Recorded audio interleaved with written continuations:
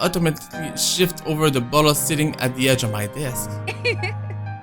A chuckle escaped from me as I reached for it. Oh, she's sick. I forgot about that too. A little ball of energy and enthusiasm. That big baby. That big baby. Mother Ann, she calls me, and then says and does the same thing right after. It's not that I'm unused to being on the receiving end of the other people's worries, or I feel any sort of apprehension over her fretting. If I am to be completely honest, it's actually amusing how someone can be childlike one minute then act like a responsible adult the next. But there's a dissonance there, both in her actions and words. Although she may not look like it, may not say anything, may not lose her cheer, one way or another, I know these troubles have weighed down her lately. Her face says it all, then that big numpy. If she thinks I won't notice, she's got another thing coming for her. That's how she's always been. I do understand that part loud and clear. It's just that I really rather not pass another burden onto her. Or become one myself. Aren't I supposed to be the one taking care of them? So I guess that's simply one of those things people eventually grow away from once you've all started leading different lives. Not completely different, I hope. Somehow, that thought makes me feel uneasy. Thankfully, before stranger ideas come take root in my head, a faint buzzing comes from my back, cutting through the rest of my thoughts. A small frown forms my lips when the screen lights up and an unknown number flashes. Who could that be? Who could that be? For a long second, my thumb hovers over the answer button. Even the voice that responds once I do accept the call is wholly unfamiliar. Hello? Oh, goodness. Finally, it connects. Who's that? Hello? Is this Miss Gales? Rebecca Gales? Yes, Yes? Yes, speaking. Who is this? Oh, sorry. Rose Cooper. Briar Realty Oh. Corporation. That's why I could not remember the voice. Bruce Cooper is the character that was from the beginning of the game, so it's been a long time since we spoke to her. Briar Realty? My frown deepens as I straighten from my chair. Something in her tone, despite sounding remarkably friendly and light, doesn't sit quite well with me. The rigid pause that follows doesn't help ease the tension that has suddenly descended either. Miss Cooper? Yes. Things are a bit busy on my end. I apologize.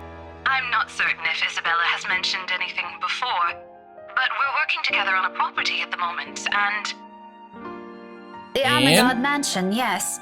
She said something about that earlier. Is there a problem? this is about Isabella, actually. She wastes no time relaying everything. The details she provided are admittedly a bit vague, but enough for me to get a gist of what happened. It's not the bad sort I'm expecting, though still worrying. Especially with words panic attack and pale looking a bit sickly woven together in one foreboding sentence. But as quickly as it surfaces, I stomp down on the urge to demand answers right there and then. Now it's not the proper time for useless questions. I'll find out soon enough regardless. To Miss Cooper's credit, she neither hesitates nor falters all throughout.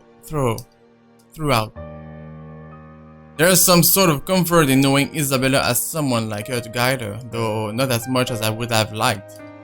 After all, this is Isabella we're talking about. What are the chances she just said a bunch of excuses so she won't get sent home? High, very high. Oh, she's so going to hear it this You time. were listed as one of her emergency contacts, so I thought it'd be best you know about this. How is she? Is she doing okay? I had her take a break for now, but honestly, I'd feel better if someone would pick her up and take her home for some rest. Anthem's a fair distance from Luxbourne.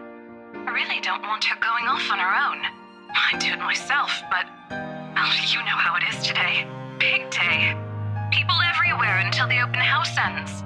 I'm really sorry to ask this of you, Miss Gales. I know you're busy. So we're playing before the open house of the mansion. So mostly the beginning of the game, alright? Oh, no, it's all good. I was just about to leave from work. Oh my god, there's this huge ass mosquito right on my face. Jesus Christ. Once again, guys, I'm gonna kill it. I hope to leave early today anyway. A few minutes ahead wouldn't hurt.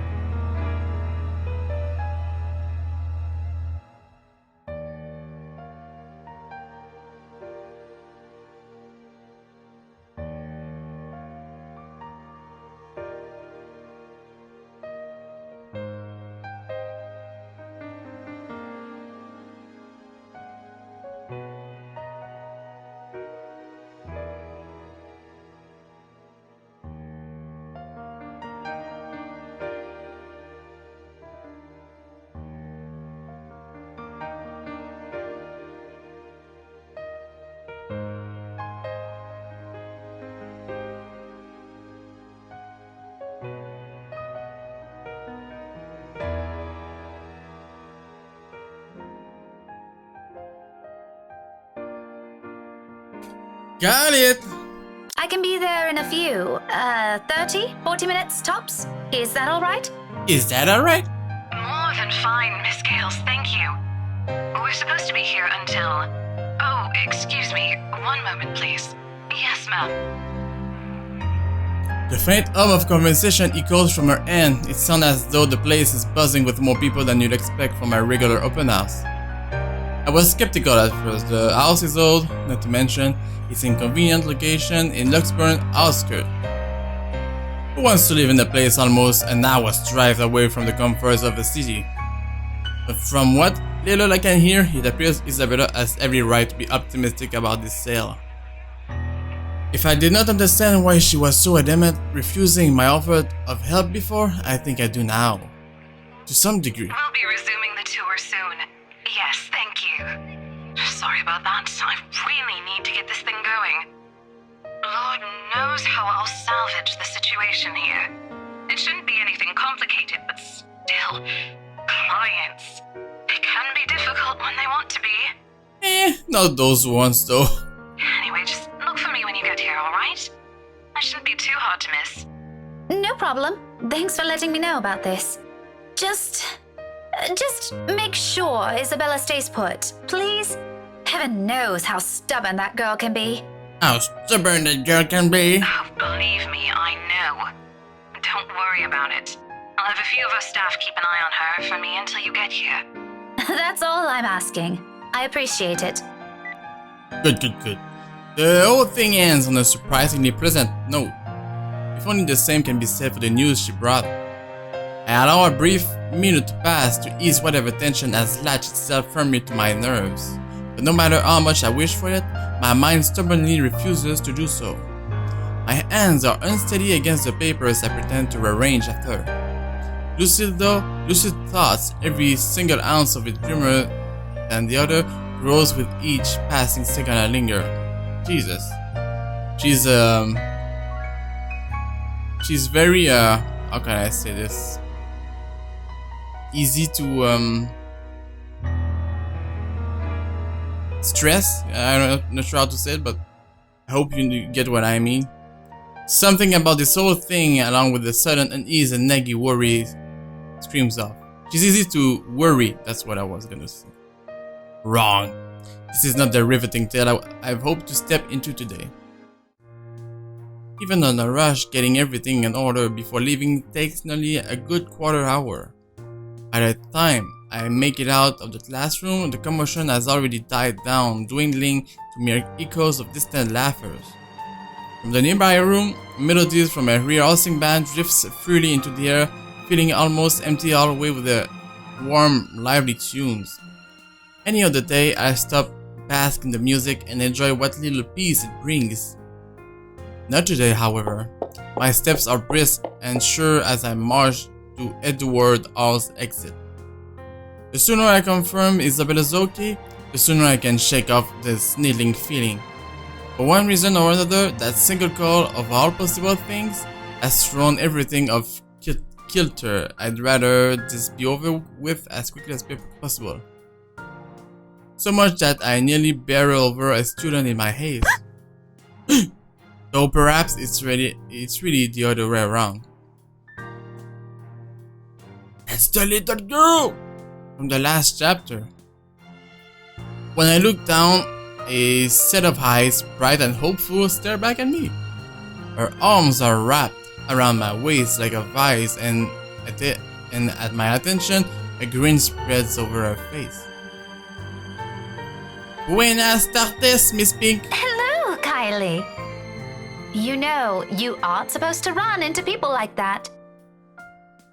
Sorry, Miss Pink. Why are you not talking? What the hell? She loosened her hold on me, but not a hint of guilt or regrets appears on her. If anything, it seems the remark only amused her. A smile appears on my face before I can help it, matching the one on her own. Just remember not to do it again, alright?